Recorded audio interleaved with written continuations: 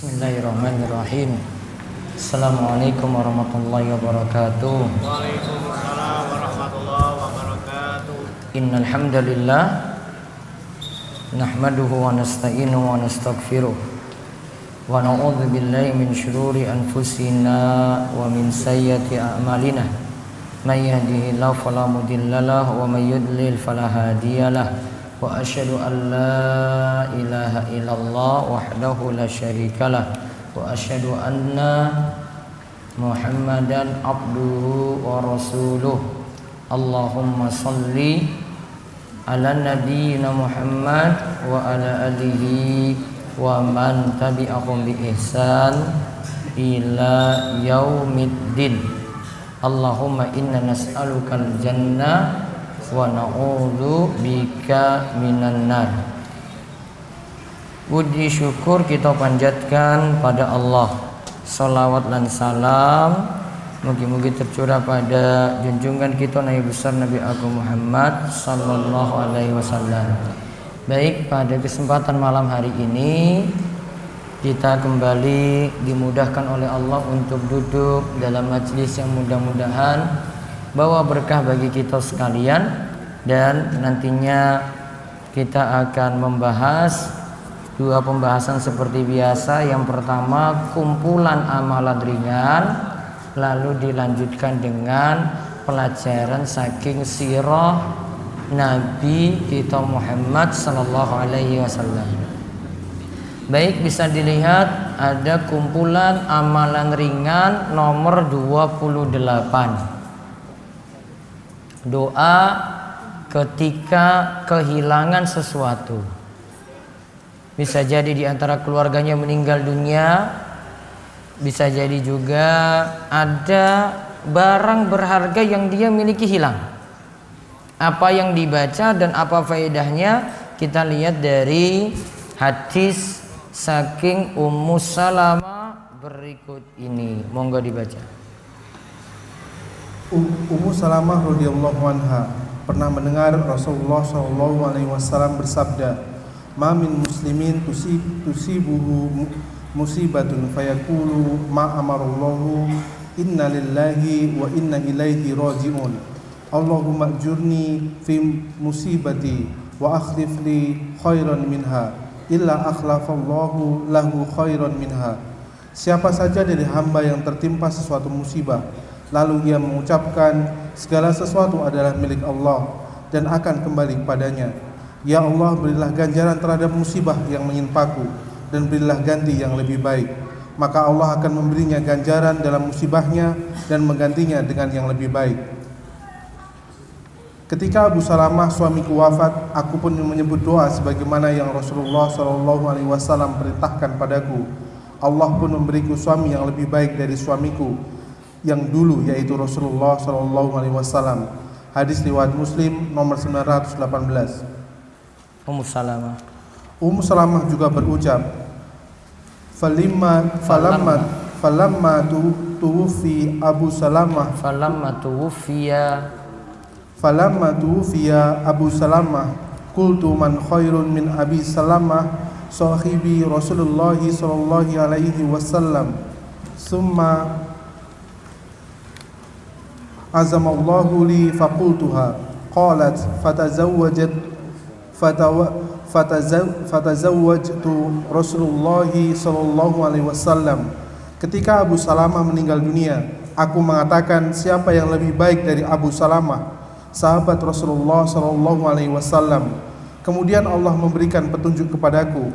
Aku tawakal dan pasrah kepada Allah untuk tetap mengucapkan bacaan tadi. Ummu Salamah pun berkata, Rasulullah sallallahu alaihi wasallam pun akhirnya menjadi suamiku. Baik, kita lihat.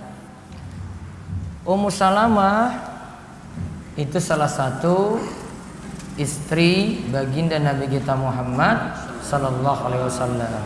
Di antara keunggulan Ummu Salamah dari istri Nabi, beliau itu janda namun cerdas. Kecerdasannya itu nomor 2 setelah Aisyah. Jadi Aisyah itu istri pertama Nabi SAW yang paling cerdas. Yang pertama cerdas itu Aisyah. Kemudian yang kedua ini Ummu Salamah. Padahal terpaut umur yang jauh antara Aisyah dan Ummu Salamah tadi. Namun kecerdasannya ini sudah diakui karena Ummu Salamah juga dijadikan tempat bertanya. Di antara hadis yang ini banyak diambil pelajaran, hadis yang kita bacakan kali ini. Rasulullah SAW bersabda, "Ma min muslimin, tidaklah seorang muslim, tusibu musibatun, mendapatkan suatu musibah, fayaqulu ma amarahallahu." Lalu ia mengucapkan, lalu dia itu mengucapkan, "Inna lillahi wa inna ilaihi raji'un. Allahumma ajurni fi musibati wa akhlif li khairam minha." Nanti saya tuntun bacaannya, kita lihat dulu hadisnya. Segala sesuatu adalah milik Allah dan akan kembali padanya. Ya Allah, berilah ganjaran terhadap musibah yang, nah itu ditambahkan kata yang menimpaku, dan berilah ganti dengan yang lebih baik. Disuruh berikan pahala untuk musibah tadi, lalu berdoa supaya diganti dengan yang lebih baik. Maka Allah akan memberi ganjaran dalam musibahnya, diberi pahala, dan Allah akan ganti dengan yang lebih baik. Dua keutamaannya, yang pertama dapat pahala, yang kedua Allah akan ganti dengan yang lebih baik. Maka ketika Abu Salamah, suaminya Ummu Salamah tadi wafat, meninggal dunia karena perang, Ummu Salamah menyebut bacaan tadi, "Inna lillahi wa inna ilaihi raji'un, Allahumma ajurni fi musibati wa akhlif li khairam minha." Maka awalnya dia masih bertanya-tanya, mungkin gak saya dapat ganti dengan yang lebih baik? Siapa yang lebih baik daripada suami saya? Berarti dia akui suaminya itu baik sekali. Ternyata dia baca tadi, Allah akhirnya berikan dia ganti yang lebih baik. Yaitu siapa suaminya gantinya? Rasulullah Sallallahu Alaihi Wasallam. Sebelumnya Abu Salamah digantikan oleh yang lebih baik, yaitu Rasulullah Sallallahu Alaihi Wasallam. Sama juga dalam riwayat yang lain disebutkan, falamma tuwfiya Abu Salamata. Ketika Abu Salamah tuwfiya, diwafatkan. Orang Arab itu nyebut meninggal dunia, itu bukan kalimatnya Allah mewafatkan, bukan. Namun diwafatkan pakai kalimat pasif. Yang subjeknya itu enggak ditampakkan. Subjeknya yaitu Allah, Allah yang matikan kan? Allah tidak ditampakkan. Karena untuk perkara yang buruk, ya, kematian kan orang nggak suka. Kalau subjeknya itu Allah, maka tidak boleh disebut. Demi tujuan menjaga kesantunan. Kalau kalimatnya, ketika Allah mewafatkan Abu Salamah, kejam sekali kelihatannya. Namun kalimatnya dibuat ketika Abu Salamah diwafatkan. Nah, orang Arab itu cara berbahasa kayak begitu. Ada yang kalimatnya kaitannya dengan Allah, wah itu dijaga-jaga itu. Contoh kalimatnya lagi, fa ammal insanu idza mabtalahu rabbuhu fa akramahu. Ketika manusia itu Allah beri ujian, fa akramahu, dia dimuliakan, diberi rezeki yang lapang. Wa na'amahu, dia diberikan tambahan nikmat. Fa yaqulu rabbi akraman, maka manusia katakan Rabbku, Allah telah memuliakanku. Sebaliknya, ini untuk hal yang baik. Wa ammal insanu iza mabtalahu rabbuhu wa ammal insanu iza mabtalahu faqadara alaihi rizqahu fayaqulu rabbi ahanan. Sebaliknya, ketika manusia diberi kesempitan rizki. Allah tidak disebut di situ. Padahal yang sempitkan rizki siapa? Allah. Namun kaitannya untuk kalimat negatif. Orang nggak senang karena lagi membahas rizki dipersempit. Jangan bawa Allah di situ demi kesopanan dalam berbicara. Itu bahasa Arab. Jadi kalimat itu diatur.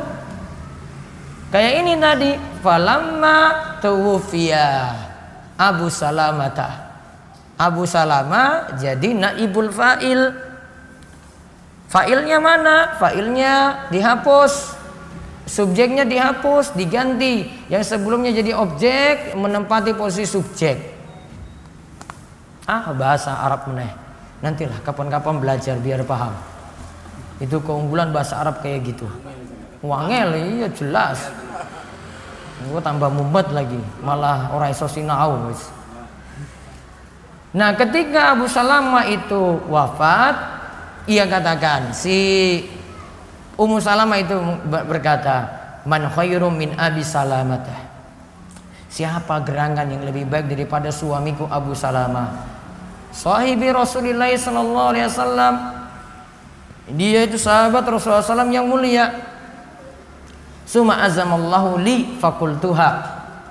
Allah beri taufik padaku, tetap saya ucapkan tadi. Walaupun dengan keyakinan ini masih sanksi. Ini siapa? Bukan sanksinya doanya tidak terkabul, namun sanksinya siapa lagi yang lebih baik dari suaminya yang dulu. Maka tetap dia ucapkan. Akhirnya fatazawwajtu Rasulullah sallallahu alaihi wasallam. Aku menikah dengan Rasulullah sallallahu alaihi wasallam. Berarti dapat ganti yang lebih baik. Berarti kesimpulannya, kalau ada sesuatu yang hilang, baca apa? Inna lillahi wa inna ilaihi raji'un. Allahumma ajurni fi musibati wa akhlif li khairam minha. Kita sudah biasa baca inna lillahi wa inna ilaihi raji'un, tinggal nambah tadi. Allahumma ajurni fi musibati wa akhlif li khairam minha. Apa yang hilang? Tadi Ummu Salamah hilangnya apa? Suami.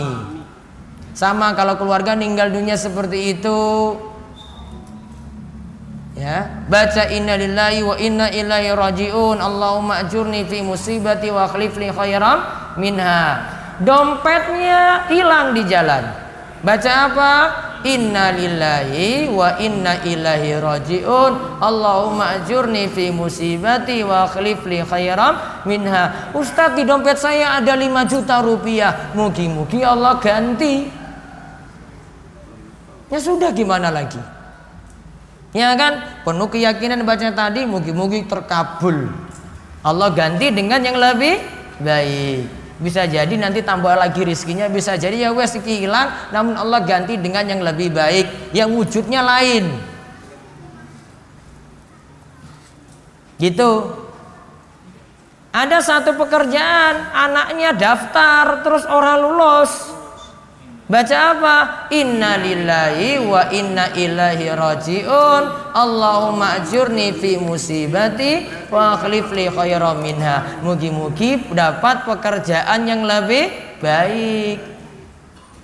Enggak usah banyak protes. Wah, Allah itu kok kejam banget, kok enggak memberi yang saya itu minta, saya ini kurang apa doanya. Jangan protes kayak gitu. Baca tadi. Pokoknya ada sesuatu yang kita nggak suka gitu, ini hilang, ini luput nih. Baca inna lillahi wa inna ilaihi raji'un. Allahumma ajurni fi musibati wa akhlif li khairam min apapun itu. Paham ini jamaah? Paham? Dihafalkan nggih doa ini nggih? Ringkas. Itu untuk musibah apapun. Yang jenengan itu nganggap musibah, nggak menyenangkan, yang dianggap susah, yang dianggap berat. Itu kaitannya rizki, kaitannya anak, kaitannya keluarga, kaitannya lulus, tidak lulus. Pokoknya baca itu. Kaitannya bisnisnya gagal. Ustaz, saya modalnya sudah banyak. Wah, habis semua modal ini. Usahanya ora jalan. Ya sudah, baca tadi. Innalillahi wa inna ilaihi rajiun. Allahumma ajurni fi musibati wa akhlifni khairam minha. Kemudian kita diajarkan lagi dengan doa ini. Terima takdir.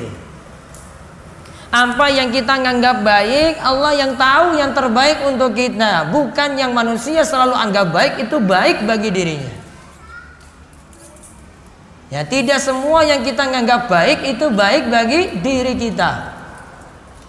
Kalau semua pakai standar kita bukan standar Allah, maka tidak usah puasa. Puasa itu nggak enak. Iya toh? Mana coba enaknya coba? Ngelih toh? Iya. Namun kalau kita pakai standar Allah, wah kita tahan nih. Allah beri ganjaran untuk puasa tadi. Makanya nanti di surga ada pintu khusus untuk orang yang berpuasa. Namanya pintu Ar-Rayyan. Rayyan itu artinya puas. Rayyan itu artinya apa? Puas. Karena ketika di dunia dia kan haus. Iya toh? Haus, sumo, berat. Nah, diganti yang haus, panas, berat ini diganti dengan pintu Ar-Rayyan. Kalau semuanya mau pakai standar kita, wah ya ibadah-ibadah itu nggak enak, mendingan tidur. Nggak usah sholat subuh. Itu pakai standar manusia. Harus pakai standar yang Allah tetapkan. Oh ini syariat ini saya jalankan pokoknya. Wong ini saya tahu hikmahnya, tidak tahu hikmahnya, pokoknya tak jalankan. Mau itu berat bagi saya, wah saya itu ngantuk-ngantukan, kok bangunnya sulit, saya harus paksakan. Kok ini harus tahan lapar, kok ini harus tahan haus, kok ini harus tahan hawa nafsu. Oh pokoknya saya lakukan. Pasti ada yang terbaik di balik itu semuanya. Itu ibadah kayak gitu. Jangan pakai standar kita. Kalau standar kita nggak enak semuanya itu. Iya toh? Mana coba? Mau tahan-tahan kayak gitu, betah-betahan coba. Coba kalau nggak puasa, betah nggak? Lapar gitu? Oh enggak. Pagi-pagi wis lapar, cari makan pokoknya. Kalau puasa enggak, pokoknya tahan dulu, dia sabar, dia yakin ada pahala. Sementara waktu cuma dilatih sesasi penuh saja, bukan 12 bulan. Iya kan? Kita tidak suruh puasa 12 bulan, disuruh puasa 1 bulan dari 12 bulan tadi. Iya kan? 1 bulan diambil, 11 bulan boleh makan-makan. Cuma 1 bulan yang dipakai untuk puasa. Makanya disebutkan tentang ayat puasa, ayyamam ma'dudat, pada hari-hari tertentu. Apa maksudnya hari tertentu? Kita disuruh puasa cuma beberapa hari dibanding masa setahun. Cuma diambil 1 bulan, 11 bulan boleh makan. Enak banget loh itu. 1 bulan yang wajib puasa, 11 bulan bebas makan-makan. Makanya Idul Fitri disebut Idul Fitri dikarenakan fitri itu berasal dari kata artinya berbuka, kembali lagi makan-makan. Fitri itu bukan kembali ke kata fitrah, artinya suci, bukan. Fitri itu artinya iftar, berbuka. Artinya hari raya Idul Fitri apa? Hari raya kembali makan-makan. Paham? Berarti hari Idul Fitri ngapain coba? Iya makan-makan. Boleh nggak makan-makan ketika itu? Boleh. Bukan artinya kembali suci. Itu bukan paham bahasa Arab. Tiru-tiru. Syekh Khotib ya dari dulu gitu terus mboten berubah.